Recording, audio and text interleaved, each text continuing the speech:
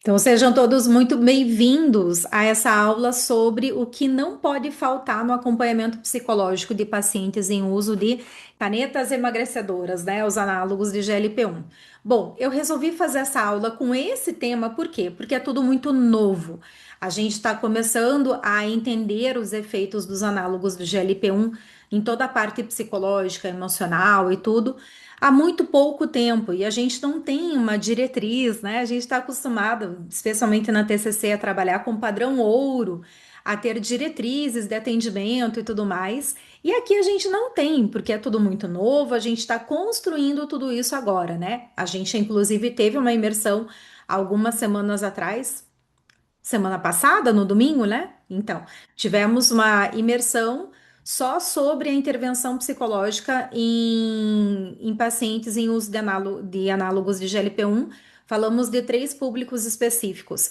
E aí eu resolvi trazer isso para cá, mas de uma maneira um pouquinho diferente.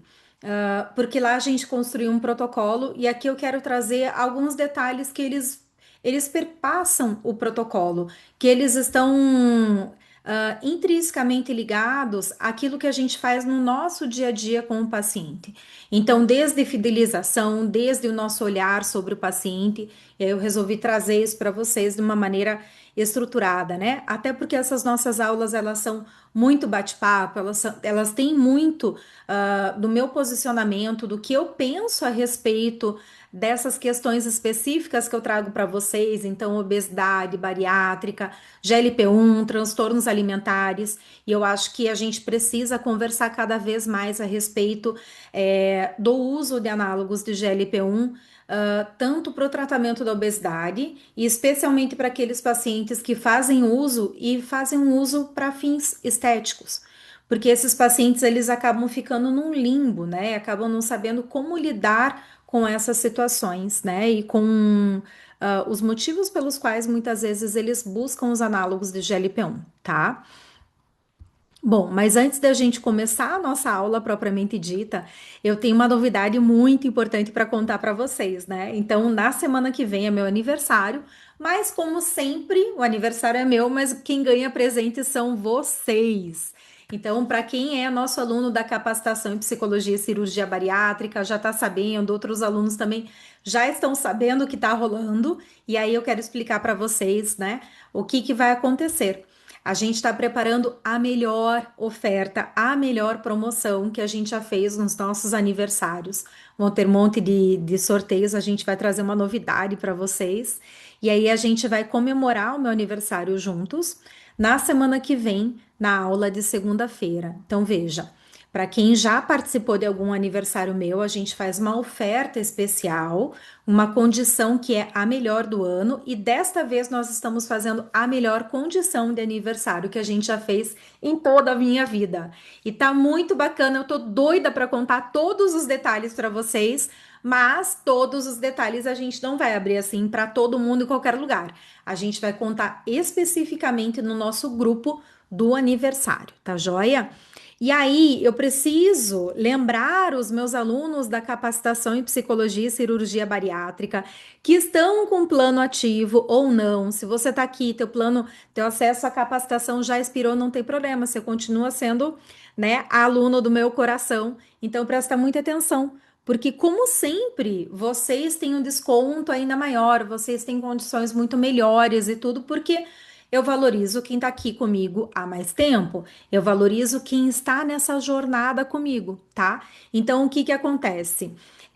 Nós temos grupos diferentes, prestem atenção, alunos da capacitação. Temos grupos diferentes para quem é aluno da capacitação e para quem são meus alunos aqui das aulas, né, gratuitas, ou para quem participou de alguma imersão, alguma coisa assim. Então, eu vou colocar o link aqui do nosso suporte e vocês podem conversar com o meu time de suporte para que o meu time coloque vocês no grupo correto, tá bom? Porque o que que acontece? Meus alunos querem tanto participar de tudo, tudo, tudo, que se eu liberar aqui o link para quem não é aluno, eu tenho metade da galera que tá aqui que são alunos que vão entrar no grupo. E aí dá mais trabalho pra gente tirar vocês e tudo mais. Então tá aqui o link, fala com o suporte e aí fica tudo certo, tá? Então, pessoal, a gente está preparando uma oferta imperdível para vocês, só que a gente vai fazer todo um evento especial. Nós vamos ter aula na segunda-feira, dia 27. Durante a aula, a gente vai fazer uma premiação muito, muito especial para vocês, que eu nunca fiz antes, que é uma roleta de prêmios. Então, para todo mundo que estiver exclusivamente dentro do grupo de WhatsApp do meu aniversário, vai poder participar desse sorteio de prêmios aí com a nossa roleta. E assim, os prêmios que a gente vai dar, nossa, vai cair o queixo de vocês a hora que vocês verem o que a gente está aprontando, né? A gente vai dar alguns spoilers lá no nosso grupo de WhatsApp, então por isso vocês têm que estar dentro do grupo de WhatsApp, tá? Não tem jeito. Não tem jeito, tem que estar lá no grupo de WhatsApp.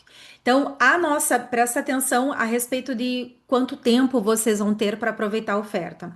A oferta é de aniversário. Aniversário dura quanto tempo, gente? Dura 24 horas. Então, essa nossa oferta ela vai durar também 24 horas. Ela vai iniciar na nossa aula de segunda-feira que vem, que vai ser uma aula muito importante em que eu quero conversar com vocês sobre o que eu identifico como sendo os 7 maiores erros no tratamento de pacientes em uso de canetas emagrecedoras. Então, começa dia 27, a gente faz sorteio, tem a nossa roleta de prêmios dia 27 aqui no Zoom, tá? Durante a nossa aula. E essa oferta de aniversário se encerra no dia 28, durante uma aula especial de aniversário. E essa aula ela vai ser muito especial porque é um tema que eu gosto muito e eu vou dar muito mais direcionamento para vocês. Eu vou responder algumas perguntas que vocês vivem me fazendo que eu não respondo.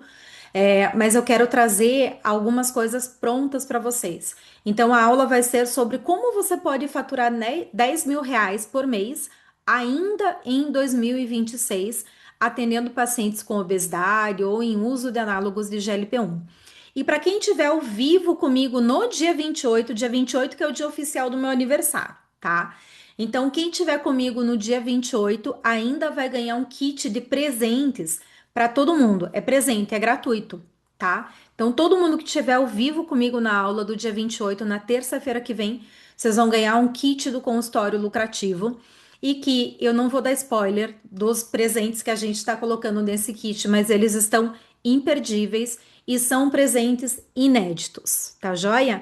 Então, para participar, esteja dentro do grupo do WhatsApp, fale com o meu time de suporte. Não se preocupe se por acaso, né, ficar muito lotado, eles tiverem dificuldade de responder você na hora, mas todo mundo será respondido, tá bom? Então, aproveitem. Melhor oferta do ano, melhor aniversário que eu já fiz na vida. Joia? Vamos para o nosso conteúdo de hoje? Então, vamos lá. O que eu acho que não pode faltar no acompanhamento psicológico dos pacientes que estão em uso de canetas emagrecedoras?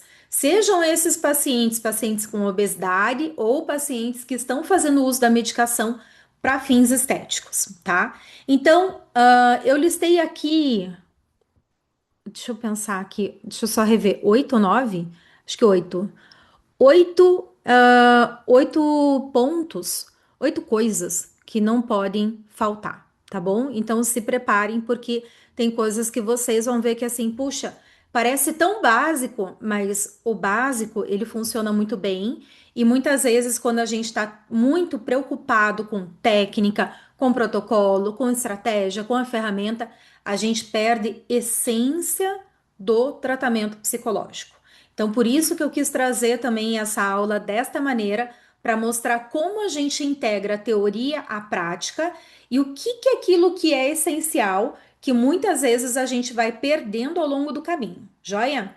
Então, a primeira coisa que não pode faltar no atendimento a esses pacientes é um atendimento humanizado de verdade, livre de julgamentos de verdade, tá? Então, o que acontece? A gente tem aí, a gente pode até dar uma segmentada aí em dois grandes grupos de pessoas que fazem uso de análogos de GLP-1. A gente tem as pessoas que fazem uso da medicação para fins estéticos, que querem emagrecer por diversos motivos. A gente vai discutir sobre vários deles hoje durante a nossa aula. E a gente tem as pessoas que têm obesidade, que precisam usar a medicação por causa de uma doença. Tá joia? Peguei esses dois grandes grupos, ao invés de pegar pessoas com diabetes também, porque é o que a gente mais vê acontecendo e é onde a gente vê um sofrimento maior, tá? Por que que eu digo, por que que eu quis trazer esse ponto do atendimento humanizado e livre de julgamentos em primeiro lugar? Porque a gente tem muito julgamento em relação à obesidade, né? Então, quando a gente vê pessoas com obesidade fazendo uso da medicação, essas pessoas costumam escutar muita cobrança, elas são reprovadas por elas fazerem uso da medicação para tratar uma doença, né? Então, assim, o que que a gente vê? Pessoas que têm obesidade que estão buscando algum tratamento, seja orientação nutricional, medicação, cirurgia bariátrica, geralmente as pessoas falam o quê?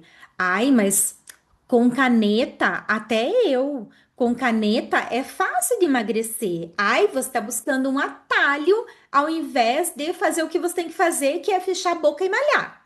Ai, você não quer pagar o preço de emagrecer. Você quer o caminho mais fácil. Você está terceirizando a responsabilidade de tratar a obesidade ou então de emagrecer para a medicação. Você quer ser emagrecida e não fazer o que você deve, o que você tem que fazer de fato, né? Ai, se você tivesse mais disciplina, você não precisaria da medicação. Você está procurando a solução mais rápida, né? Então, os nossos pacientes, ou as pessoas no geral, que fazem uso de medicação de análogos de GLP-1 para tratar a obesidade, elas escutam esse tipo de coisa. Isso é um absurdo. Só que pior do que escutar isso de uma pessoa leiga é o próprio profissional da saúde pensar dessa maneira e acabar julgando o paciente, achando que o paciente é preguiçoso, que o paciente não tem força de vontade, né? 2026, o tratamento da obesidade está avançando a passos largos. Não existe mais espaço para um tratamento gordofóbico.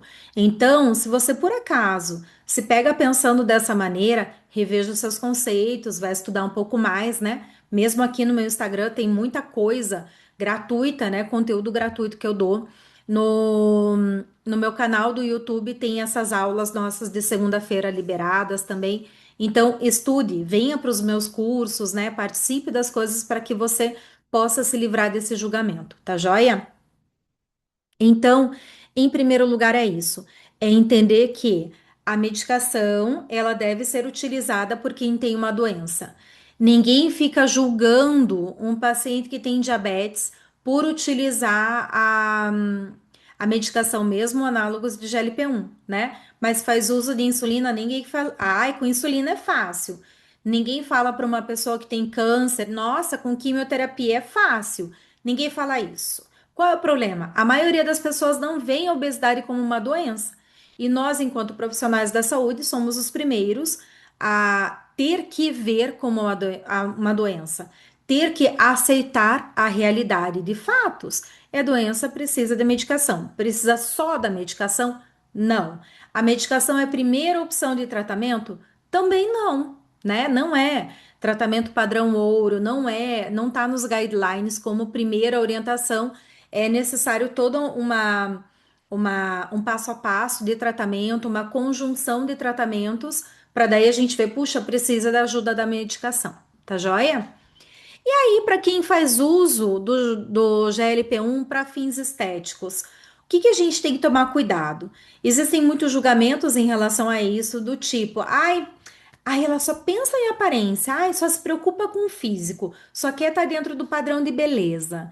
Ai, uma pessoa superficial, só está preocupada com o espelho, né? É muito vaidosa, só se preocupa com vaidade, sabe? Ou então é uma pessoa vazia, uma pessoa que não tem conteúdo, né?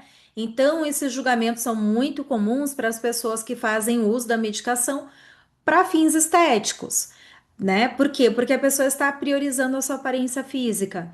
E veja, não existe problema nenhum em a pessoa querer ter a melhor versão do seu corpo.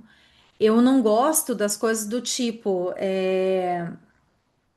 eu quero emagrecer porque é uma questão de saúde, sendo que a pessoa já tem um peso ok, não sofre com prejuízos por causa do sobrepeso, porque a gente sabe que o excesso de gordura corporal vai gerar um sobrepeso mesmo, que gera uma sobrecarga em articulações, em coluna, etc., e que podem vir a ser prejudiciais.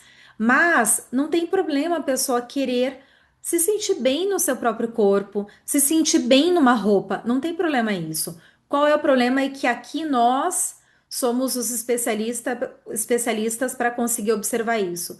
Quando isso gera sofrimento. Quando essa busca por emagrecer, por usar a medicação, ela está a serviço de um padrão de beleza que está sendo preconizado e que é simplesmente praticamente impossível de ser seguido pela maioria das pessoas. Então é aí que a gente tem que tomar cuidado, é aí que o nosso alerta tem que estar muito desperto, tá? E aí, o que que a gente tem que entender que está por trás desta busca de melhorar a aparência física? O que pode estar por trás? Uma autoestima fragilizada, uma necessidade de pertencimento social muito grande, a pessoa já ter sido rejeitada por causa do seu próprio corpo, ter sofrido bullying por causa do excesso de peso, a pessoa buscar a aprovação de tudo quanto é jeito, mas essa aprovação vir através do filtro do corpo e não de quem ela é para além do corpo, né?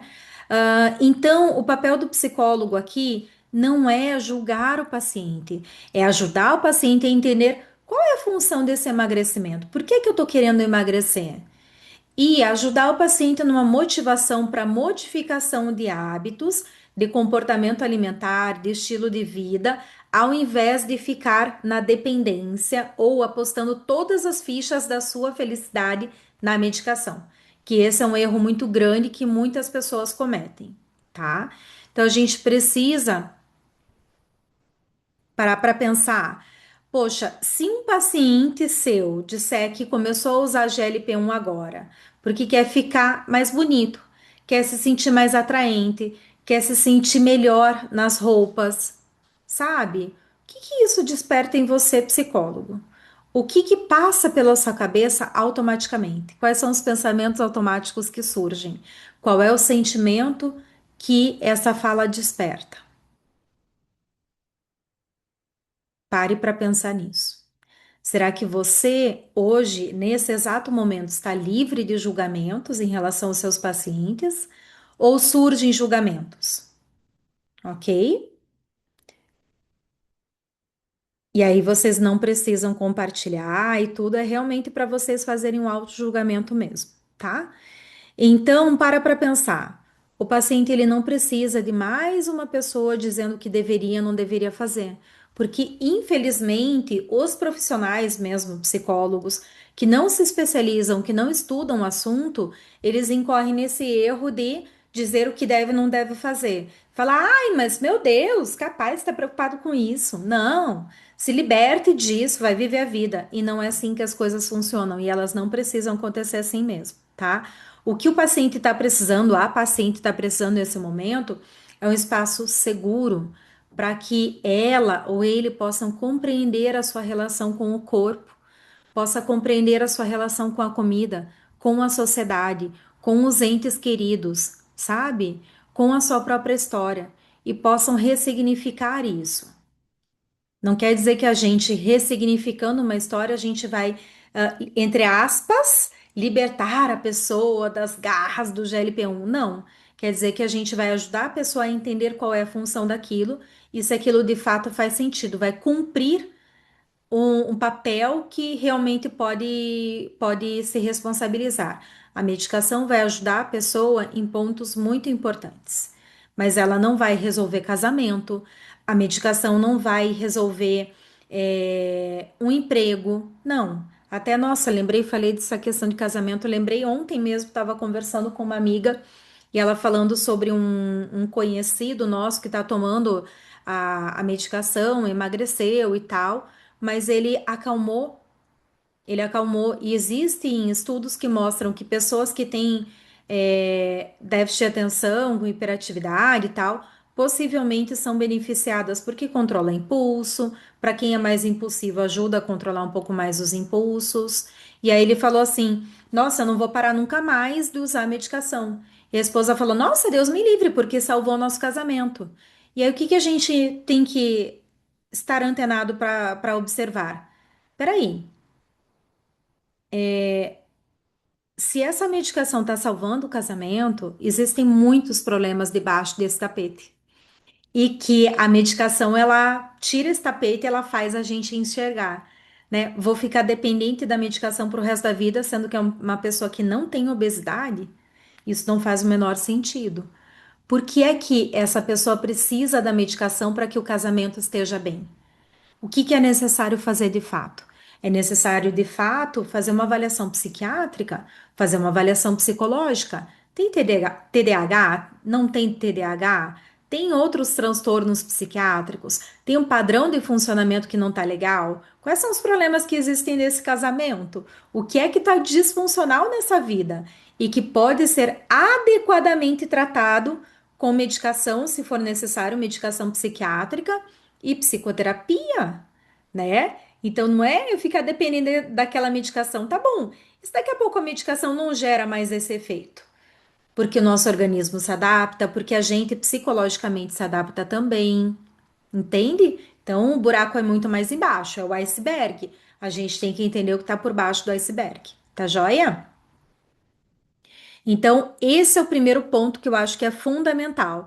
A gente precisa parar para observar quais são os nossos pensamentos, os nossos sentimentos em relação às pessoas que estão fazendo uso de GLP-1, tá? Eu vejo, infelizmente, muitos psicólogos que têm um olhar extremamente julgador, sabe? E eu acho que a gente tem que tomar cuidado com isso. Porque às vezes o julgamento vem do tipo, ai, mas esse paciente tem obesidade e nunca fez nada para emagrecer. Primeiro que emagrecer não trata a obesidade, né? Emagrecer é consequência de um tratamento em relação a comportamento alimentar, em relação a hábitos alimentares, a estilo de vida, né? É, então a gente tem que tomar muito cuidado com esses julgamentos que eles podem surgir na nossa cabeça. Joia? Segundo ponto, a gente precisa entender como está a autoestima desses pacientes em uso de GLP-1, ok? Como que está a autoestima dessa pessoa? Como que está a sua autoimagem? Como está a sua valorização pessoal? Porque o que que acontece? Uma perda de peso, ela não vai automaticamente gerar uma melhora da autoestima. A pessoa se valorizar mais, não vai. Não vai. Pode contribuir? Pode. Mas para quem já tem ali mínimos recursos de autoestima, né, de uma imagem corporal mais positiva, de um valor pessoal, tá? Então, na prática, o que que a gente acaba encontrando? Pessoas que emagrecem e continuam insatisfeitos com o próprio corpo. Pessoas que emagrecem e continuam insatisfeitas com a própria vida. Pessoas que emagrecem e continuam se sentindo inadequadas nos ambientes que vivem. Pessoas que emagrecem e continuam acreditando que ainda não emagreceram o suficiente. Pessoas que emagrecem e permanecem dependendo de validação externa. Ah, eu emagreci, tô super magra, mas o corpo bonito agora é um corpo sarado, é um corpo musculoso, com percentual de gordura abaixo de 10%. Ixi, meu corpo não tá assim, eu tô flácida, porque eu fiz uso da medicação, sem acompanhamento nutricional, sem exercício físico. Ai, meu Deus, nossa, que horror! Não aguento nem me olhar no espelho e ver tanta pelanca, tá? Então é isso que as pessoas falam, é isso que as pessoas sentem, joia? E aí o que que a gente precisa investigar? Como que a pessoa se via antes? Como ela está se vendo hoje? O que que mudou? O que que não mudou? Quais eram as expectativas que essa pessoa tinha em relação à medicação? E o que que ela acha que vai mudar quando ela atingir certo peso, né? Porque a maioria das pessoas coloca uma meta de peso. Ah, eu quero chegar nos 55 quilos. Ah, eu quero emagrecer e ficar com o corpo igual da fulana. Eu quero perder tal coisa. Eu quero ficar com o percentual abaixo de 10%. Joia? Então a gente precisa entender quais são as expectativas dessa pessoa. Como está a sua autoestima? Como está a sua autoimagem? Tá? E aí, uma pergunta que a gente pode fazer para os pacientes neste cenário é: se você acordasse amanhã com o corpo que você deseja, com o peso que você deseja, o que é que de fato mudaria na sua vida, ok? E aí a gente precisa entender essas respostas para ver o que está por baixo. Às vezes a pessoa vai falar: Nossa, eu vou me sentir muito mais confiante, eu me sentiria mais bonita, eu me sentiria mais aceita, meu marido não me trataria mais mal. Porque existem muitos maridos por aí que cobram da mulher que ela esteja dentro de um padrão. Nossa, depois dos cílios você engordou, né? Você podia voltar a ter aquele corpo de quando a gente casou.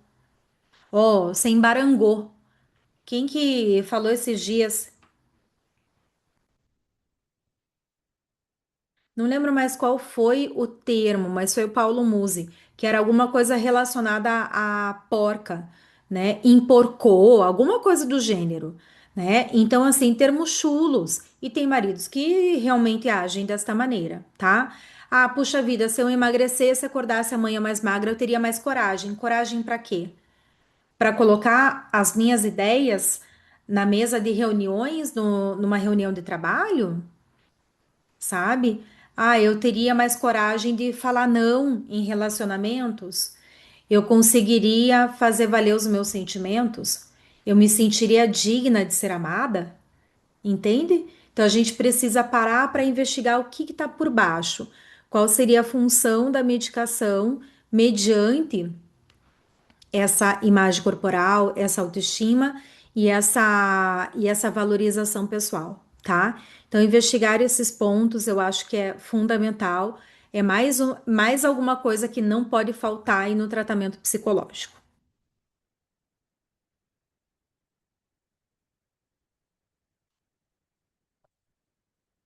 E aí, dando continuidade a esse olhar sobre a autoestima, a imagem corporal, né, o valor pessoal, a gente entra num terceiro ponto que é de investigar a função do emagrecimento e o impacto social que isso terá, que esse emagrecimento terá, tá? Então, qual é a função desse emagrecimento, desse novo peso, é fundamental. Porque raramente a pessoa se preocupa com o peso como objetivo final. Ela vai se preocupar com o peso como objetivo final, geralmente quando ela já tem uma autoestima melhor, já se valoriza e tudo, e que ela olha para o peso, para o corpo, querendo melhorar esse corpo, querendo só se sentir mais bonita. Às vezes porque engordou por causa do casamento, dos filhos, por mudanças de trabalho, às vezes, né? Conforme o cargo de trabalho, conforme o momento de vida, algumas coisas acabam tomando mais tempo e o autocuidado acaba ficando em segundo plano. Isso acontece, isso é normal, né? Na nossa vida a gente não tem todos os pratinhos ali girando tudo perfeitamente, então tudo bem, é normal isso acontecer. Joia? E aí, o que que a gente pode perguntar para esses pacientes para entender melhor essa situação, a função do emagrecimento nesse momento? O que que estar magro representa para você? O que que você acredita que vai acontecer quando você atingir esse peso? O que que o emagrecimento vai te permitir fazer? O que você espera sentir quando você chegar nesse peso? Quando você tiver com esse corpo? Sabe por quê? Às vezes a gente pensa em respostas muito bonitas, muito palpáveis.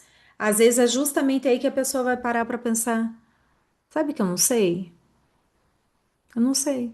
Mas eu acho que as pessoas vão gostar mais de mim. Eu acho que é isso que meu marido, que a minha mãe, que as minhas amigas esperam de mim. Entende? Então nem sempre a pessoa ela quer emagrecer para ela, às vezes é para o outro.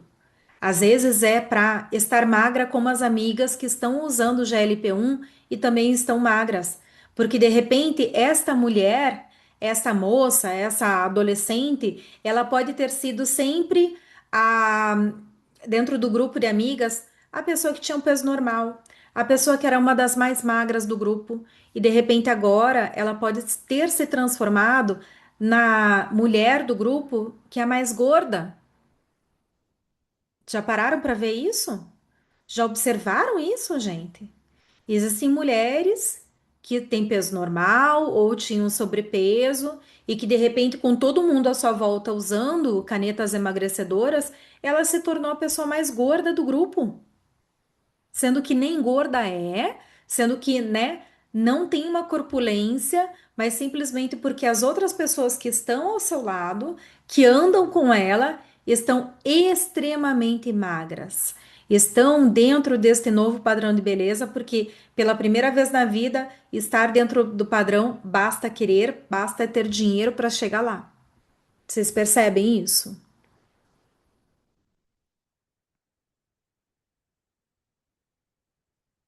Ó, Andréia colocando aqui, olha que legal. Ouvi isso hoje. Queria emagrecer 5 quilos e emagreci 16. Tô feliz. Opa, peraí, que eu acho que não era sobre isso aqui. Deixa eu só colocar aqui pra cima. Queria emagrecer 5 quilos e emagreci 16. Tô feliz, tô bem magra, mas agora não tenho mais bunda, não tenho mais coxa. Pois é. Então é como um eterno abrir caixinhas, né? Você resolve um problema, mas cria outro. Então nem sempre o resultado desse emagrecimento é de fato algo confortável, algo bom, tá? Ok?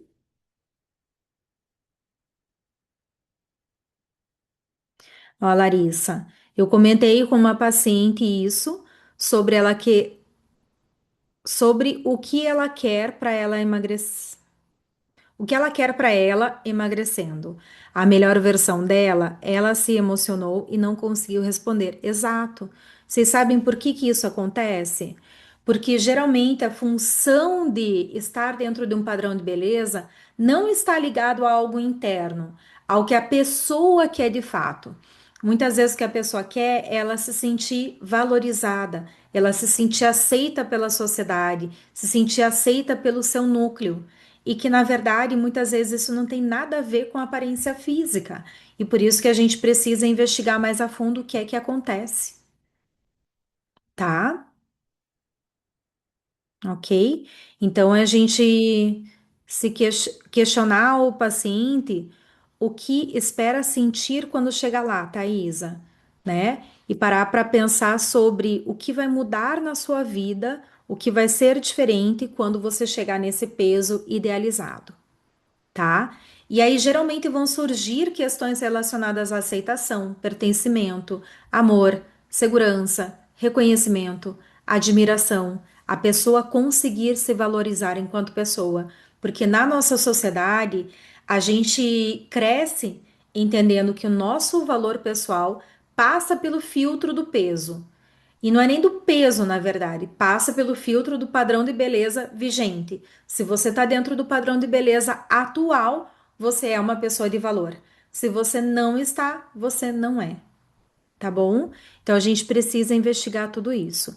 Pode ser que esse paciente, essa paciente esteja buscando essa mudança corporal, emagrecimento, tá dentro do padrão, porque já passou por situações de bullying, já passou por gordofobia, gordofobia médica, já foi o tempo inteiro pela sua família, rechaçada. Um monte de gente enchendo o saco que, ai, você tem que emagrecer pela sua saúde. Ai, você tá aí, ó, só criando bunda. Olha essa barriga aí pra fora da blusa, tá? Passou por discriminação em relacionamentos, relacionamentos abusivos, passou por exclusões sociais por causa do corpo, passou por experiências negativas em trabalho, ser preterida porque tinha um peso maior do que outra pessoa. Existe uma gordofobia gigantesca no mercado de trabalho. Isso existe mesmo, ok? Ou porque a própria pessoa internalizou padrões de beleza e que esses padrões de beleza eles não podem ser atingidos, né, por quase 100% da população, tá?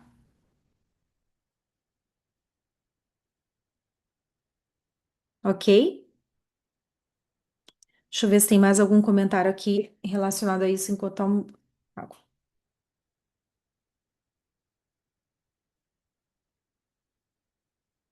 A Adri colocou aqui, compartilhou a experiência dela, né?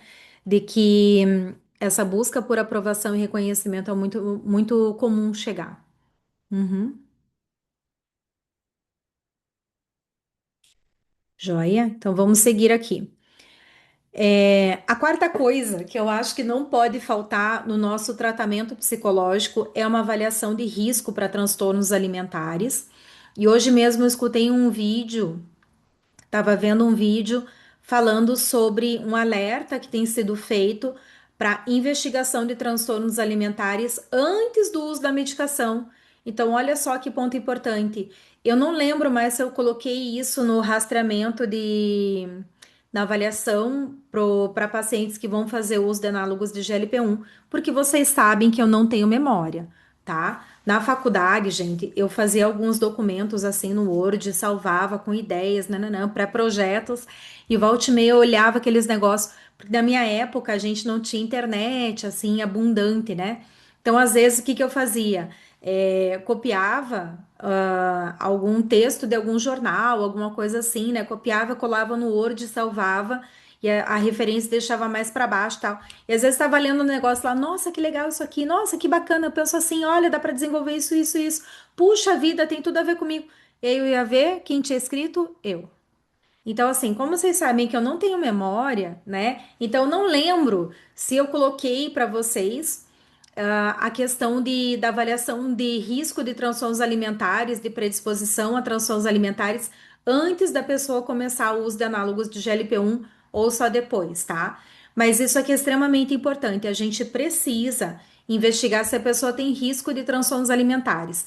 Tá ali em qual momento? Quando você receber o paciente, ok? Então, quando você receber o paciente, porque eu sei que você vai perguntar assim: meu Deus, mas aí se eu não comecei se eu não fiz a avaliação deste paciente antes de começar a medicação, eu não faço, o que que eu faço? Ou então já terminou o uso e aí tá com medo do reganho, não precisa, então precisa em todas as etapas do tratamento investigar risco de desenvolvimento de transtornos alimentares. Nós temos instrumentos para isso. Quem é da capacitação, vocês têm no nosso protocolo de avaliação pré-bariátrica, vocês têm vários instrumentos lá de rastreamento de transtornos alimentares, tá? Quando a gente conversou, quando foi, gente? Acho que foi na imersão de final de semana de maio, que a gente falou sobre a avaliação desses pacientes. E aí coloquei para vocês o que avaliar, a gente fez uma anamnese e tudo. Então, lá também vai avaliar risco de transtornos alimentares e temos instrumentos específicos. Eu não consigo lembrar se eu coloquei para vocês alguns instrumentos ou não, tá? Mas a gente tem instrumentos para rastrear. E aí a gente usa em qualquer momento, em todos os momentos. Antes do uso, se a pessoa está em uso, e aí a gente faz de maneira retrospectiva e atual, ok? Então presta atenção. Teu paciente já está em uso de GLP-1, vai aplicar o instrumento para rastrear transtornos alimentares, pergunta como a pessoa se sente agora, como ela se identifica agora e como ela entende que ela era antes de começar o uso, tá? Por quê? Porque o Monjaro, especialmente o Monjaro, a tirzepatida, faz com que o food noise reduza bastante. Reduz também impulsos para comer, reduz compulsão alimentar. O Ozempic também ajuda bastante nisso, ele não tem tanta ação ali no food noise e em fome hedônica. Então, com Ozempic, né, semaglutida, a pessoa ela continua comendo por prazer, ela pode fazer esse comer emocional, ela pode continuar tendo alguns episódios de compulsão, às vezes a quantidade de comida é menor pelo efeito da medicação, né? Mas com a tirzepatida os efeitos são ainda menores. Então, por isso, se hoje a gente aplicar o instrumento hoje, pode ser que não rastreie. Pode ser que diga, não, se a pessoa aqui não tem um transtorno alimentar ou não tem chance de desenvolver um transtorno alimentar. Então, por isso, eu gosto de aplicar como você se sente hoje, como você se identifica hoje e como era antes da medicação. Por quê? Se é um paciente que está fazendo uso da medicação para fins estéticos, ao retirar a medicação, tudo isso pode voltar, né? Deixa eu só ver, gente, se eu tenho um creminho aqui de mãos. Aqui. Então, na redução da medicação, tudo isso, esses sinais e sintomas de transtornos alimentares podem voltar. E geralmente voltam com tudo, tá? Então, se eu vejo como era antes, eu vou ter uma noção de, putz, Existe sim uma predisposição, e pode ser inclusive que não fosse apenas uma predisposição, que a pessoa tivesse ali já alguns sintomas de um TA, ou mesmo um TA leve, né? Pode ser que não fechasse todos os critérios diagnósticos, mas a gente precisa entender para que a gente possa tratar da melhor maneira. O fato de hoje a pessoa não pensar em comida o dia inteiro não quer dizer que no passado não era assim.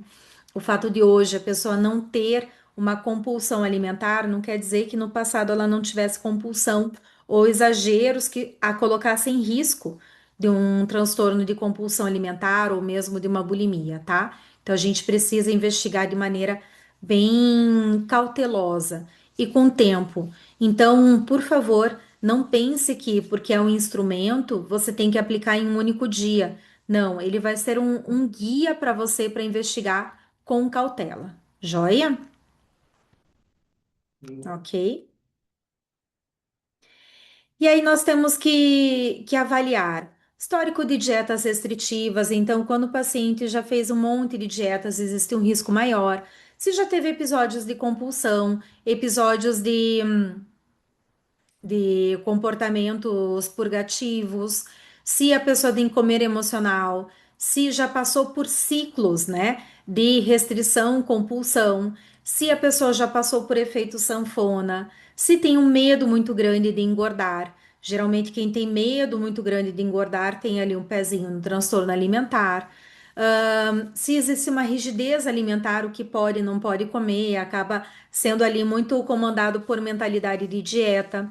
Se tem outros comportamentos compensatórios, né, não só purgativos, mas outros comportamentos compensatórios, como fazer jejum, fazer mais exercícios físicos para compensar a alimentação, tá? Ok? E aí a gente precisa lembrar, gente, que perder peso não quer dizer que a pessoa vai se sentir melhor em relação ao seu corpo, vai se sentir melhor na relação com a comida, tá?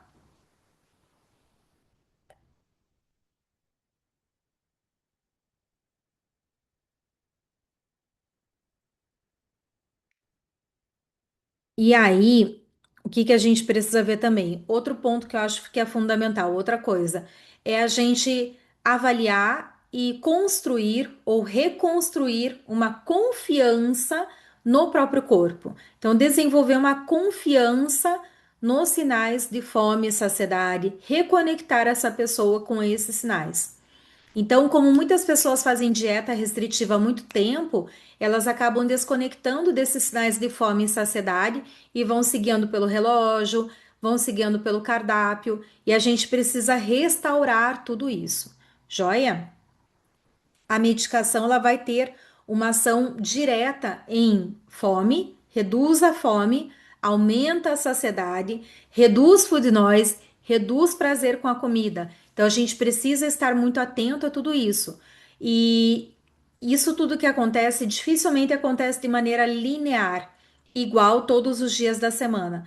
Geralmente existem alterações conforme a data de aplicação da medicação.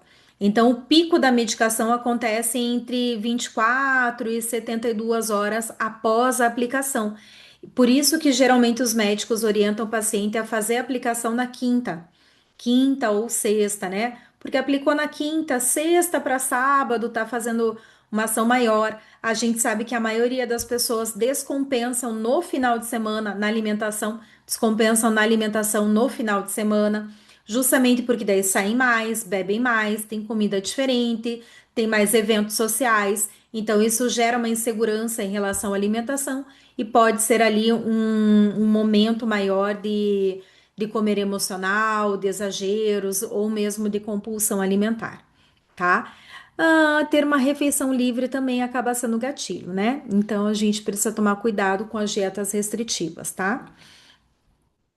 Então a gente precisa investigar se essa pessoa percebe sinais de fome fisiológica, se ela percebe quando ela tem um comer emocional, investigar como funciona esse comer emocional, quando tem um comer que é específico, tem o desejo específico de algum alimento, como que ela toma suas decisões alimentares? Será que é baseado em mentalidade de dieta?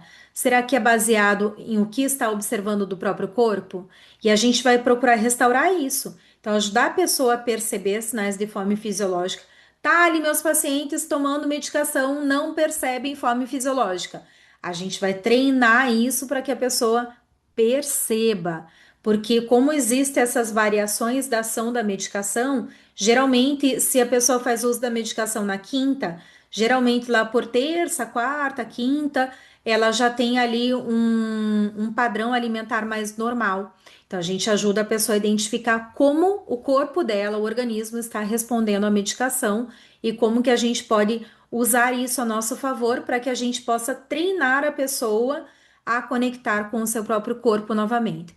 Possa treinar como responder a sinais fisiológicos de fome. Possa treinar a pessoa em perceber a sua saciedade, né? Em perceber que o corpo dá vários sinais de saciedade, seja pela saturação do paladar, seja pela percepção do estômago enchendo, seja pelo tempo de refeição. Então a gente vai ajudando a pessoa a conectar com isso e a administrar, porque a gente não quer nossos pacientes reféns da medicação. A gente quer desenvolver autonomia alimentar. A gente quer que o paciente se guie pelo seu próprio corpo. Joia? Então é assim que a gente vai trabalhar com o paciente, ok? E aí é muito normal os pacientes falarem assim: ah, se eu não tiver medicação, meu Deus, eu não paro de comer, eu não posso confiar no meu próprio corpo, eu não confio em mim mesma, eu não sou uma pessoa confiável. Muitos falam, inclusive, assim: opa, peraí, então se você não é confiável, calma, a gente vai restabelecer essa confiança. Existem maneiras de a gente te ajudar e trazer ferramentas para que você possa confiar no teu próprio corpo. Você hoje não confia em si, não confia no corpo, porque toda essa história de dietas restritivas que você já fez com que bagunçasse tudo. Mas a gente vai colocando cada coisa no seu devido lugar e a medicação vai ser ótima para nos dar essa oportunidade, esse tempo, tá? Ok? Então é isso que a gente faz. E aí, né, pessoal, para quem já são meus alunos ou quem já me acompanha aqui há algum tempo, qual é a abordagem que a gente vai utilizar aqui? O mindful eating, o comer com atenção plena ou comer consciente, é o que a gente mais vai utilizar para restaurar essa confiança no próprio corpo, tá? E a gente precisa trazer elementos da TCC. Então, fazer uma reestruturação cognitiva aqui também é fundamental, porque a pessoa ela age muito por mentalidade de dieta, por dietas restritivas anteriores. Tem pessoas daí que chegam a ficar sem comer direito porque não sabe mais o que comer, sabe? Porque uma hora a banana engorda, outra hora a banana dá cirrose, suco de laranja dá cirrose. Então é tanto absurdo que a gente vê acontecendo, né, nas redes sociais, que a pessoa chega a um ponto que ela não sabe o que comer. E aí geralmente ela vai para aquilo que é ultraprocessado, né? Tá bom?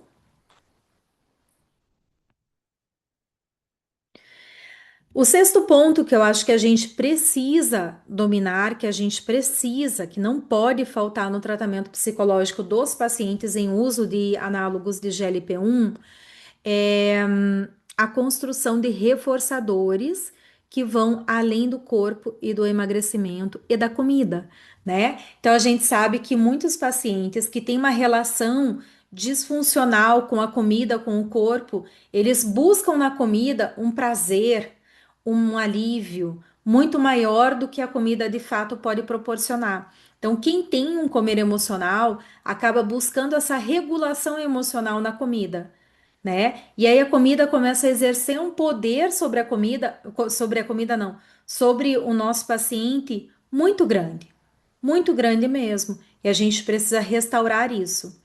Outro ponto vai além da comida, né? Então, a comida ela pode ser extremamente reforçadora para o nosso paciente, mas o emagrecimento ele pode ser muito reforçador também. Então, o que que acontece quando as pessoas estão emagrecendo? Vocês lembram da fase de lua de mel, da cirurgia bariátrica? Muito que está envolvido nessa lua de mel, nessa maravilha desse 1 ano e meio, 2 anos, é o quê? O, o resultado do emagrecimento dentro do ambiente social que a pessoa vive. O que que acontece quando o paciente bariátrico está emagrecendo? Muitas pessoas à sua volta começam a elogiar. Nossa, que maravilha, que linda que você tá magra. Agora cuida para não engordar de novo, nananana. Mas o emagrecimento, ele acaba se tornando um ponto de reforço muito grande para aquele paciente. Não só por ser reforçado pela sociedade, pelo seu entorno, mas se torna autorreforçador. E aí, sabe o que que acontece com quem tem risco de desenvolver um transtorno alimentar? Nunca tá magra o suficiente. Ai, mas só mais 2 quilinhos. Ai, não, mas foi fácil perder esses 10 quilos. Agora eu quero emagrecer um pouquinho mais. Ai, eu vou me sentir melhor se eu emagrecer mais um pouquinho. Ai, meu corpo não mudou tanto assim emagrecendo esse peso. Eu preciso mais um pouquinho, tá? Então, isso é muito. é, Pode se transformar em algo muito patológico, tá? Por isso, aqui entra também a importância da gente investigar se essa paciente, esse paciente tem risco de desenvolvimento de transtorno alimentar. Joia? Se tem e o peso é extremamente reforçador para a pessoa, a gente tem um prato feito, tá? Então a gente tem que tomar muito cuidado com isso, ok?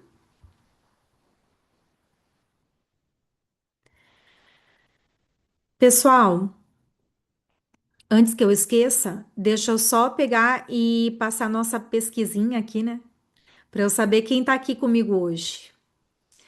Quero saber quem tá aqui comigo. Quem já está na capacitação em psicologia e cirurgia bariátrica ou são meus mentorados, preencha aqui a primeira opção. Quem já participou de algum curso de final de semana, alguma imersão, preencha aqui para mim. Ou quem está aqui só para as aulas gratuitas, tá? Gente, não tem certo ou errado, não tem, né, nada. Eu só quero saber para a gente ter uma noção de quem está aqui. Sempre a maioria são alunos, então, por favor, quem está aí meio distante e tal, vem voltar para mim só para eu ter uma noção. E aí, enquanto isso, eu vou dar continuidade aqui ao conteúdo, tá? Então, esse ponto de construir reforçadores para além do corpo é muito importante. Eu tô vendo que a maioria de quem tá aqui, quase metade, são meus alunos.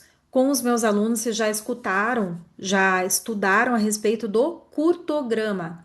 O curtograma, ele é uma técnica, uma ferramenta que a gente utiliza para entender justamente como são os reforçadores da pessoa, né? Ela vai preencher o que ela curte fazer e faz, o que curte fazer e não faz, o que não curte fazer e faz, e o que não curte fazer e não faz. Isso nos dá um panorama geral a respeito desses reforçadores. E aí a gente consegue trazer ali do que faz sentido para a pessoa, do que ela gosta de fazer, colocar aquilo ali no centro de reforçador, daquilo ali se tornar mais forte do que o próprio emagrecimento, tá? Então isso é extremamente importante de trabalhar. Thali, não sou tua aluna ainda. Bom, no meu aniversário você vai ter uma oportunidade imperdível de finalmente virar minha aluna. Não tem problema. Segunda-feira que vem, hein? 8 horas da noite. E aí, então, a gente pode, inclusive, trabalhar não só reforçadores, mas algumas questões de autocuidado também, né? O autocuidado, ele pode se tornar algo que é reforçador para a pessoa, uma fonte de prazer, uma fonte de bem-estar, tá? Então, o que que a gente pode fortalecer aqui? Relacionamentos, família, espiritualidade, hobbies, lazer, carreira, estudos, propósito de vida, propósito profissional, criatividade, autocuidado, atividade física como fonte de prazer. Relacionamentos aqui entram amizades, entra relacionamento amoroso, entra relacionamento familiar. Então, tudo isso entra aqui, tá ok? E aí, uma coisa que a gente pode perguntar para o paciente é: o que é que você quer construir na sua vida enquanto você emagrece? Porque quando tudo está centrado no peso, parece que eu só vou ser feliz quando estiver magra. Só vou ter um namorado quando estiver magra. Só vou ser valorizada pelos meus pais quando estiver magra. E não. Então a gente tem que construir reforçadores ao longo dessa jornada para que esse objetivo final, que muitas vezes ele é disfuncional, não se torne um objetivo primário do nosso paciente, tá? Ok? Deixa eu só anotar aqui.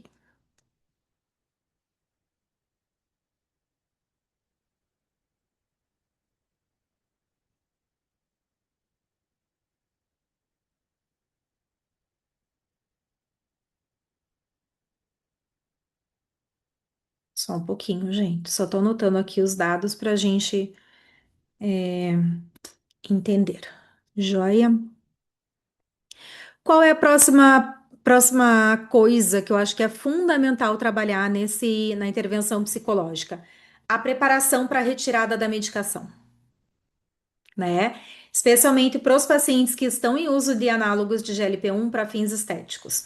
Para esses, geralmente vai chegar um momento em que vai começar um processo de desmame, de redução da medicação, de redução de frequência, redução de dose, depende ali do perfil de cada paciente, do médico, né, ver o que, que é melhor para este paciente, tá? Esse é um medo que é muito comum na maioria dos pacientes, então a gente precisa trabalhar com isso. E quando o desmame chegar?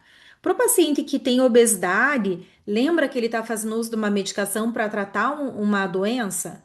E que a obesidade é uma doença que não tem cura, logo precisa da medicação para o resto da vida, né? Geralmente a maioria dos pacientes que fazem uso da medicação ficam com a medicação para o resto da vida, ou não, porque o resto da vida é um futuro na ciência que está sendo construído.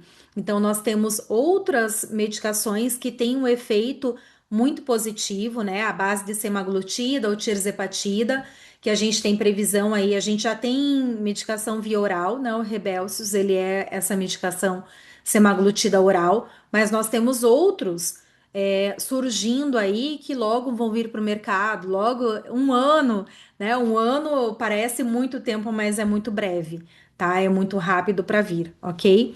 Então vai haver uma mudança, tá? E aí então a gente precisa preparar os pacientes para essa mudança da medicação ou para total retirada da medicação, ok? Então, muitas pessoas pensam no efeito imediato, né? As pessoas são extremamente imediatistas, elas querem emagrecer para ontem. E os análogos do GLP-1, eles prometem isso, um emagrecimento intenso e rápido. É bom? Não, não é emagrecer rápido e muito, porque isso gera um excesso de pele, né? Pode gerar inclusive uma desnutrição. A gente já falou bastante sobre isso nas nossas aulas e tudo. Só que a gente precisa entender como é o medo que o nosso paciente tem do reganho de peso após a retirada da medicação. Como é esse pavor que muitas pessoas têm do desmame? Como eu dei exemplo de um conhecido meu, adulto, trabalha na área da saúde e tudo mais, e não, eu não largo a medicação nunca mais na vida, porque eu estou equilibrado emocionalmente com a medicação. Entende? Tá tudo errado, tudo errado. E aí a gente precisa pegar e compreender, né, e tratar isso adequadamente, tá? Então, como é esse medo do reganho? Esse medo é um medo que exige que a gente trabalhe algumas outras questões.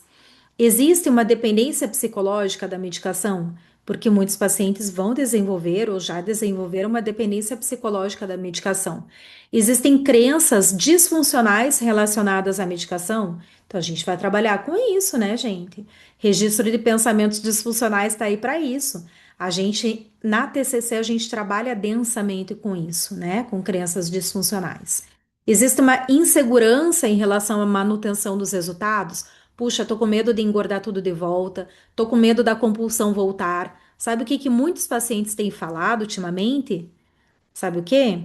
Medo do food noise voltar, medo do comer emocional voltar, tá? Então veja esses três medos muito comuns hoje em dia, que eu tenho escutado de pacientes, né? Pacientes de alunos. Medo do retorno do food noise, medo do comer emocional voltar e medo do reganho de peso. Naturalmente, tem aqui também o medo da compulsão voltar, tá? Então, isso tem sido muito comum de acontecer. Existe também uma possibilidade aí dos pacientes catastrofizarem o futuro. Puxa, o que que vai acontecer sem a medicação, né? E aí a gente pode questionar para o paciente: se amanhã você precisasse interromper a medicação, o que é que você sentiria? O que é que você acha que aconteceria? Então, essa pergunta vai trazer à tona tudo aquilo que está dormente por baixo do iceberg, tá? Gente, eu tô com as minhas mãos coçando absurdamente. Absurdamente, ó, tá ficando tudo vermelho. tá muito ressecada, e aí final de semana eu cozinhei muito, lavei muito as mãos, mesmo com detergente para alergia, que eu tenho alergia do detergente, mas tá demais, demais, demais, demais. Vou fazer um intensivo aqui de hidratação. E aí, uma última coisa que eu acho que é fundamental ter na nossa intervenção psicológica é o trabalho em relação às expectativas da medicação, sabe? Então, para fechar tudo isso que a gente discutiu hoje, que a gente já falou um pouco a respeito de expectativas, né? Então, nunca uma medicação, um tratamento surtiu tanto efeito no peso, na obesidade, quanto os análogos de GLP-1. Só que, apesar de existir ali limites, né, limitações do efeito da medicação, muitos pacientes têm expectativas que vão muito além daquilo que a medicação pode de fato prover. E a gente precisa tomar cuidado com isso, a gente precisa ajudar os nossos pacientes em relação a isso. Então, quais são as expectativas mais comuns? Ah, eu vou amar mais meu corpo quando estiver magra, eu vou ter um namorado, eu vou ser, eu vou ser mais feliz, eu não vou mais sofrer por causa do corpo. Então, pessoas que têm obesidade sofrem pra caramba. Vocês sabem que existe uma cobrança muito grande em relação a quem tem obesidade, e de repente existe ali uma expectativa de parar de ser cobrado. Mas a pessoa que ela é cobrada por causa da obesidade, ela vai continuar sendo cobrada, né? Quantas vezes pacientes bariátricos já falaram para você no consultório: ah, puxa vida, antes ficava me enchendo o saco que eu tinha que emagrecer, agora ficam me enchendo o saco porque eu não posso engordar de volta. Como se tudo dependesse da pessoa, como se fosse uma decisão pessoal, tá? Então a gente tem que olhar para essas expectativas que os pacientes têm em relação ao resultado do tratamento, em relação ao que isso pode prover de mudanças nas pessoas que estão no seu entorno e na sua relação com a comida e com o corpo, tá? Se a pessoa não desenvolve autonomia, se a pessoa não passa a compreender o que de fato dá para esperar da medicação, qual será o efeito da medicação, e se a pessoa não se responsabilizar por aquilo que é a sua parte do tratamento, medicamento nenhum faz milagre. E aí a frustração vem, e aí vem aquela coisa de, ah, puxa vida, já tomei tal, tal, tal, tal, tal remédio, já fiz cirurgia, engordei tudo de novo, já fui em terapia, já fiz não sei o quê, e nada adiantou para mim. Então, nada resolve o meu problema. E às vezes, quando você vai entender o histórico dos tratamentos, os tratamentos totalmente multidisciplinares e não transdisciplinares, nada integrado, nada de profissionais da saúde discutindo, né, e achando ali uma via de tratamento factível para o paciente junto com o paciente, tá? Então a gente tem que tomar cuidado. Existem pessoas que vão passar pela medicação e têm efeito positivo do ponto de vista psicológico, e tem pessoas que pioram, emocionalmente com a medicação. Então a gente tem que avaliar para ver qual é o efeito que a medicação está provendo neste organismo, né? E aí, isso aliado às expectativas é fundamental. E aí, então, nós temos que questionar e entender com o paciente o que que é perda, o que que você acha que essa perda de peso tem a oferecer a você. O que que a perda de peso nunca vai mudar na sua vida, tá? Isso é muito poderoso, isso é muito importante, ok? Então, veja, uma intervenção psicológica bem-sucedida, que realmente gere autonomia no paciente, ela não é aquela que só vai ajudar a perder peso. Bem pelo contrário, vocês estão carecas de saber que perda de peso, emagrecimento é consequência de mudança de um monte de fatores, dentre eles comportamento alimentar e estilo de vida, que é aquilo que a gente vai tratar nos nossos pacientes quando nós temos foco no comportamento alimentar, ok? Então, a intervenção psicológica é o que vai ajudar o paciente a desenvolver uma relação mais saudável com a comida, com o próprio corpo, a desenvolver uma autoestima positiva, uma autoimagem positiva, realista, estabelecer objetivos para esse corpo, para a mudança corporal que seja realmente possível de se atingir dentro da rotina da pessoa, dentro das expectativas que ela tem e dentro do que aquele corpo pode de fato modificar. Tá joia? Deixa eu ver aqui o que vocês têm de perguntas. Gostaram da aula? Acharam importante esses pontos para lembrar essas questões?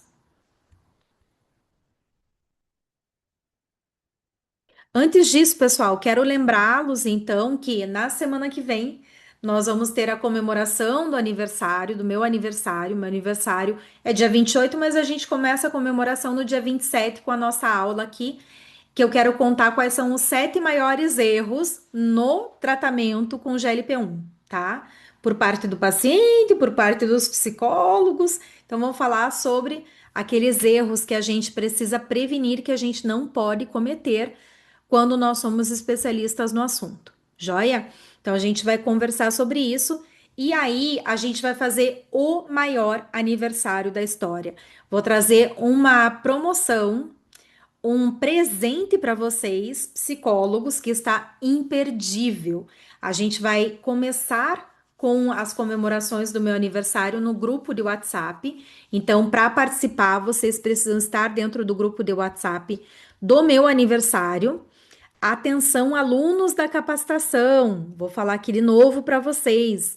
Nós temos um grupo exclusivo para vocês. Por quê? Porque quem é meu aluno tem uma oferta diferenciada, tem descontos maiores, tem descontos melhores, né?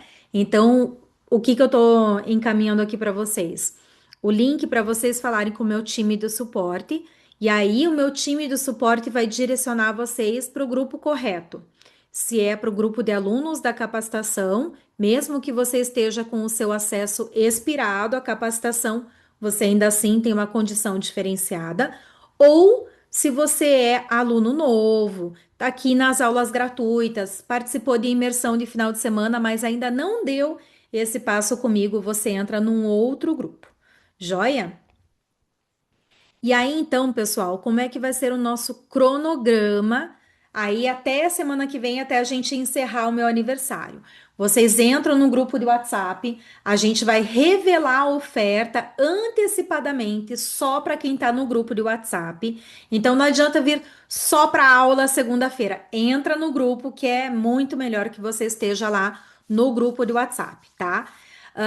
A gente vai revelar a oferta daqui uns dias, então entra hoje mesmo no grupo, pelo amor de Deus. Entra hoje, minha equipe vai falar com você hoje, no máximo amanhã de manhã já tá tudo resolvido. Então, falem com o meu time, né, para dizer se vocês já são alunos ou não da capacitação em psicologia e cirurgia bariátrica, tá? Vocês sabem que na capacitação em psicologia e cirurgia bariátrica, nós estamos gravando um novo módulo de análogos de GLP-1, então intervenção psicológica com análogos de GLP-1. Então, desde o que são esses medicamentos, qual o efeito, né? Desde o mais básico para quem nunca ouviu falar e para quem está trabalhando já está no campo de batalha.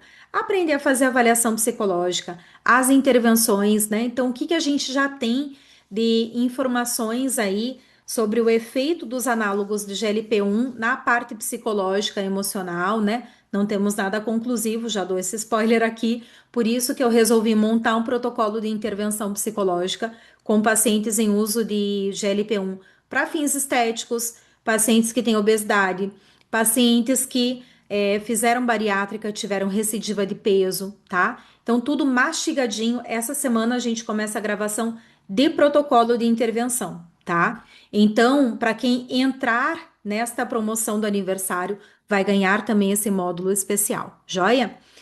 A gente vai ter aula 2 dias semana que vem, segunda e terça.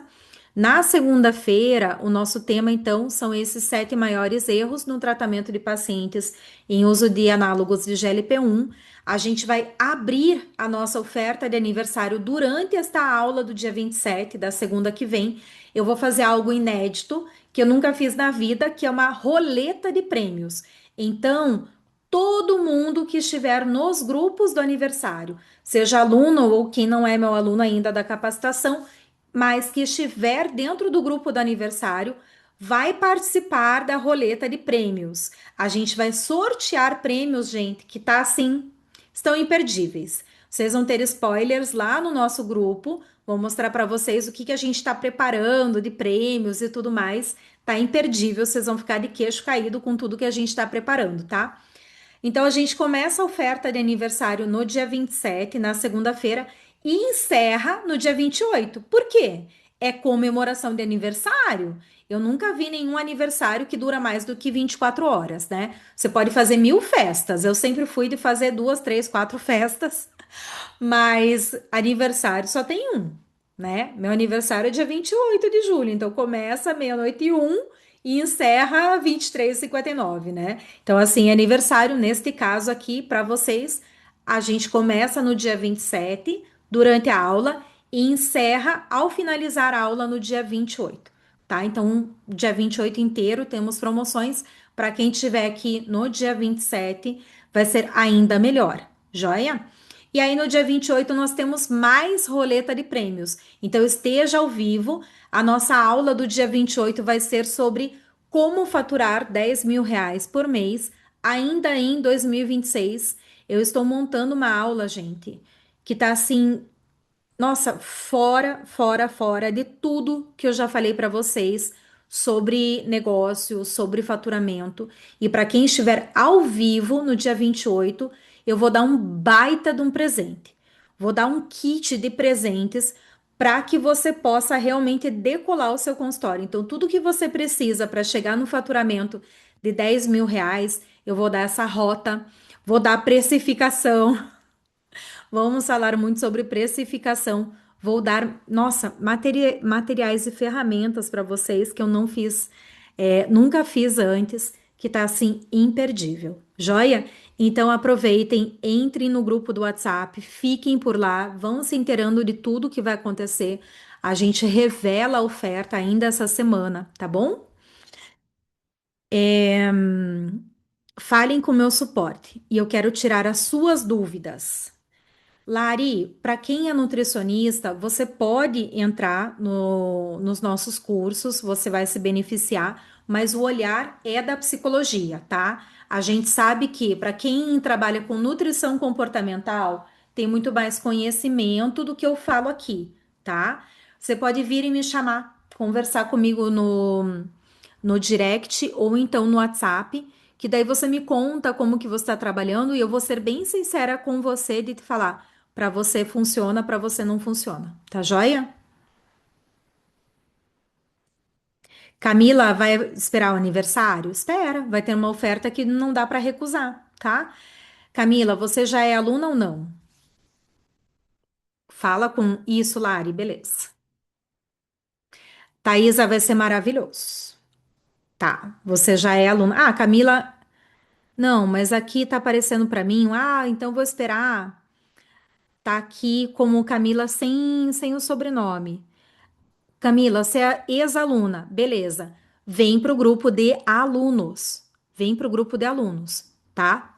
Ótimo que você está sempre aqui. Vem, porque aí você vai ter como renovar o teu acesso com valor especial e ter acesso a mais cursos e tudo mais. Chega de dar spoiler, tá bom?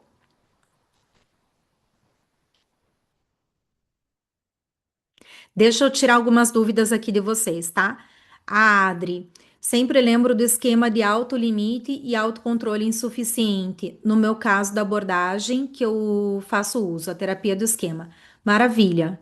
Sempre, pessoal, pensem em como vocês podem trazer recursos daquilo que vocês trabalham e contribuir, adaptar para aquilo que eu falo aqui, tá? Eu não sou o tipo de profissional que vai falar para vocês, ah, não, isso aqui não funciona. Ai, você tem que seguir essa abordagem, tem que ser desse jeito. Não. Eu acho que a gente tem que aprender a adaptar as coisas e trazer aquilo que serve, sabe? Puxa, isso aqui cabe muito bem, né? Ou você já tem uma maneira de trabalhar autoestima, imagem corporal, use mesmo. Isso aí. Isso mesmo, tá, Adri? Teu raciocínio tá correto. Ah, Anne, obrigada pelo elogio. Uhum. Deixa eu ver aqui o que mais. Silvana, seja bem-vinda. Primeira vez que você está aqui. Maravilha. Que bom, muito bom ter você aqui. A Lari tinha comentado, Lari nutricionista, então percebo que muitas desanimam de continuar o tratamento quando o resultado demora mais do que elas esperavam e começam a beliscar e comer mais. Lari, por isso que a gente precisa alinhar expectativas, entender o que que a pessoa está esperando do tratamento, para que a gente possa ajudar a pessoa a compreender qual o real efeito da medicação, o que que ela pode de fato esperar a esperar da medicação. E esse tempo é muito ruim porque as pessoas hoje em dia elas estão muito imediatistas. E aí, de repente, eu estou fazendo uso da medicação. Ah, eu ainda não comecei a emagrecer. Minha amiga está usando e já está emagrecendo. Aí vem aquela frustração. Ai, vai dar certo comigo? Não vai dar certo? Enche de expectativas e tudo, então a gente sempre tem que cuidar com isso, ok? Flor, um beijo grande para você. Ah, Adri, uma paciente com TDAH me relatou que com o uso é como se reduzisse o impulso, e reduz mesmo. Reduz o impulso do comer emocional. Nesse caso, seria importante olhar para o tratamento da compulsão. Ela usou, ela usou uma e reflete sobre isso, sobre voltar a usar, mas traz relatos de que seu pai é alcoolista e que ela também canaliza para compras compulsivas. Por isso, penso sobre o olhar para a compulsão geral. Sim, com certeza, Adri. Precisa uma avaliação bem profunda aí de como é esse TDAH, se ela tem se ela tem a hiperatividade, se ela tem dificuldade no controle de outros impulsos, que ela já está trazendo aqui, né? A questão das compras. Pode ser que ela tenha exageros alimentares, pode ser que ela tenha beliscos que têm a ver com tudo isso, né? Então, pode ser que tem que investigar mesmo, né? Controle de impulsos geral, tá? E aí tem um efeito positivo, a gente já tem pesquisas que mostram isso, como um efeito colateral da medicação.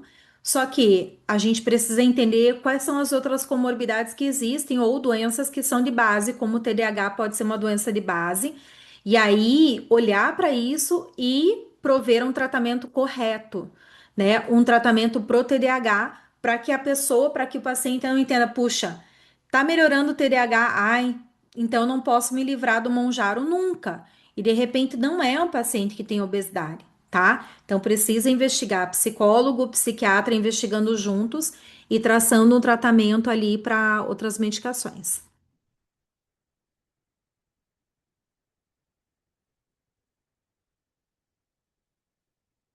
Márcia, eu sei que existem, eu não vou saber te dizer de cor se eu já li estudo para doenças autoimunes ou para artrite.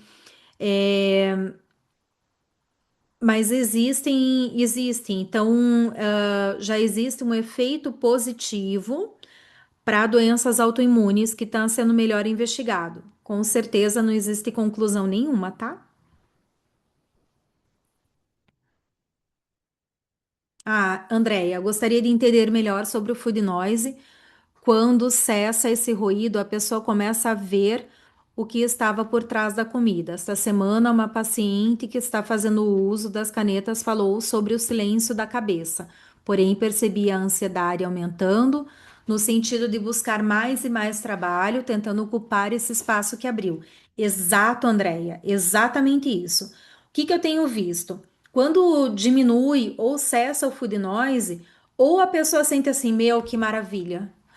Meu Deus, tô liberta daquela perturbação mental que eu nem percebi. Às vezes tem gente que nem percebia que tinha food noise. E aí se sente muito bem e tem espaço para trabalhar outras questões, né? Focar em outras questões quando estava muito disperso por causa do food noise. E tem pessoas que o que que acontece? O food noise, ele vai ajudando a jogar tudo para debaixo do tapete. E quando cessa o food noise, arranca esse tapete.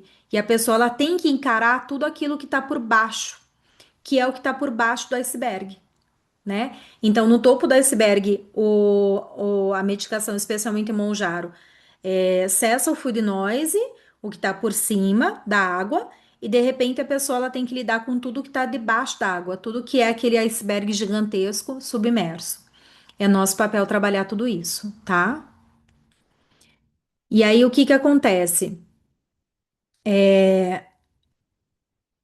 Quando tem esse incômodo com a cessação do food noise, muitas vezes essa comida ela ocupava um lugar de regulação emocional muito importante.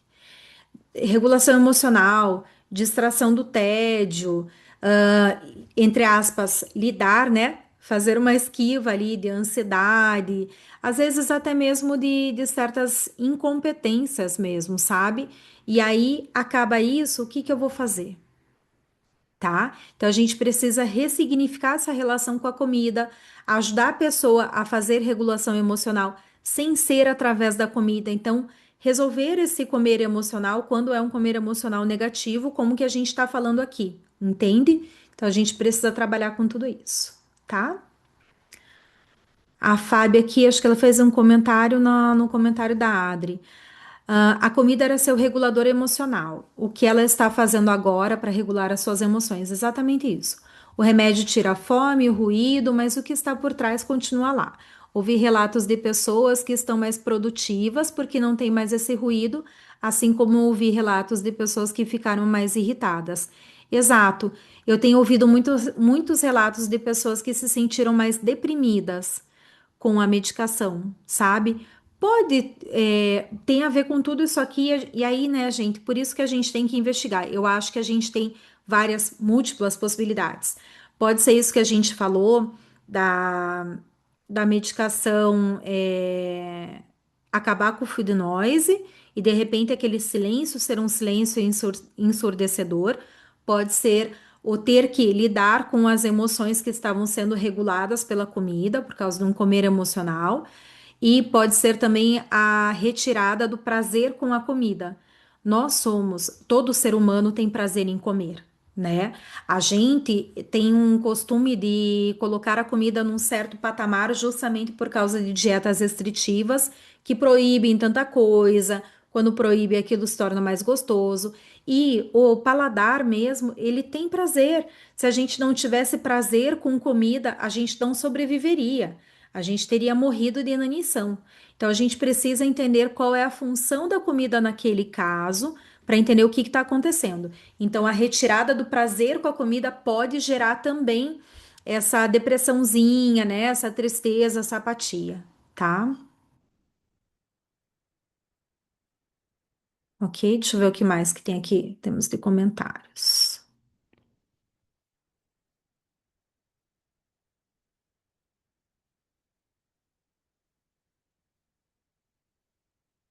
Deixa eu ver o que mais. Ó, Camila, ótimo. Então já fala com o meu suporte, já fala que você tem interesse em fazer a renovação do teu acesso e tudo, tá? E aí no grupo você vai receber essa oferta e tudo, mas já fala com o meu time de suporte, tá bom? Para passar teu sobrenome, reservar tua vaga, tudo certinho. Ok? Adri, entendi. Outros transtornos. Sim, comorbidades são muito comuns, né? Quando a gente está falando em obesidade, é comum. Quando a gente fala em transtornos alimentares, é super comum. Então, por isso a gente tem que fazer. Por isso que eu coloquei para vocês, né? Tudo que eu acho que é indispensável na intervenção psicológica.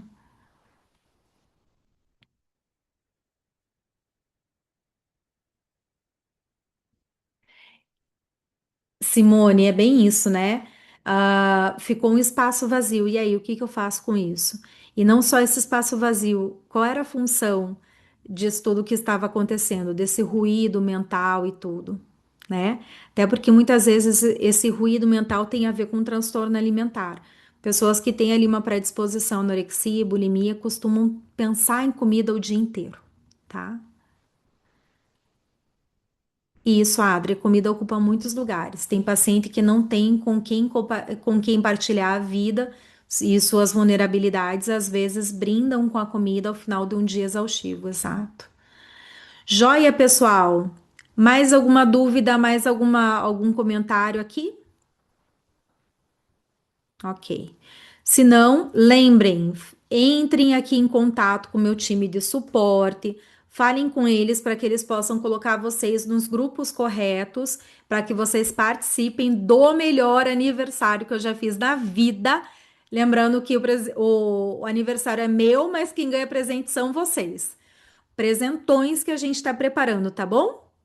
Beijo grande e até segunda que vem.